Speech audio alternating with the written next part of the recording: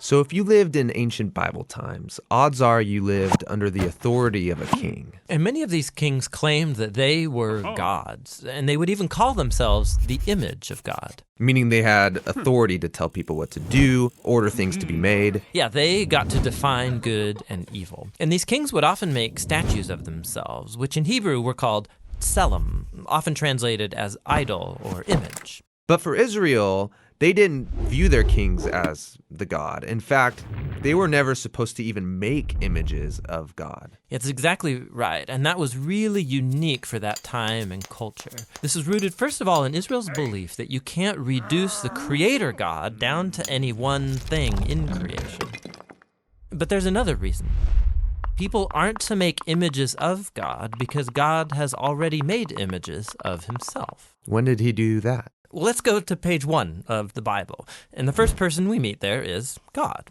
He's the one with authority over all creation. He speaks and creation obeys, and he defines what is good and not good. In other words, he alone is king. But then surprisingly, as the pinnacle of all of God's creative work, he makes humans, and he calls all of them the image of God. So he gives all humans the authority to rule. Exactly, that's what he goes on to say. He tells the humans to subdue the earth and to rule it. And so this task that once belonged only to elite kings is here in the Bible the task of every human being. This was a revolutionary statement in its day because all humans are being called to rule and to participate in the human project. So what does this mean? I mean, how are we all supposed to rule? So the picture we get in Genesis is gardening.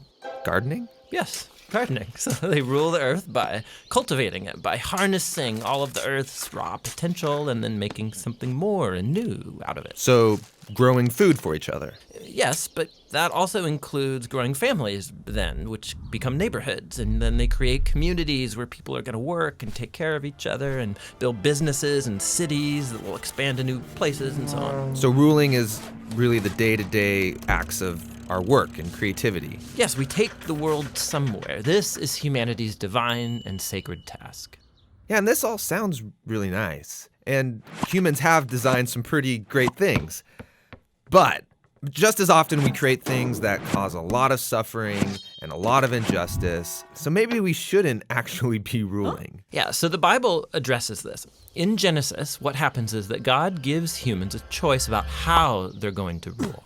So are they going to use their authority for the benefit of others, which is God's definition of good, or are they going to turn away and define good and evil for themselves and use their authority for self-advantage? And in the story, they choose to define good and evil on their own terms. And so this is the Bible's depiction of the human condition.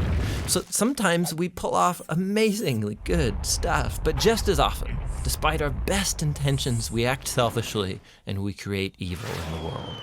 And so we're stuck as mediocre rulers making a mess of things. But that's not the end of the story. So the Bible goes on and it makes this claim that all of this was resolved when God bound himself to humanity through Jesus. And he showed us what it looks like to truly rule as a human. So what does it look like? Well, Jesus ruled by serving and by seeking the best for others, by putting himself underneath them and loving not just his friends, but also his enemies. And that's not a typical way to rule. And not only that, Jesus confronted the consequences of all of the evil and the death that we have created by our messed up ways of ruling. And he takes it. I mean, he lets it kill him. And so when the New Testament writers looked back to Jesus' resurrection, they see a whole new future opening up for all humanity. Jesus is a new way to be human. Yeah, that's why they called Jesus the image of God, or the new human.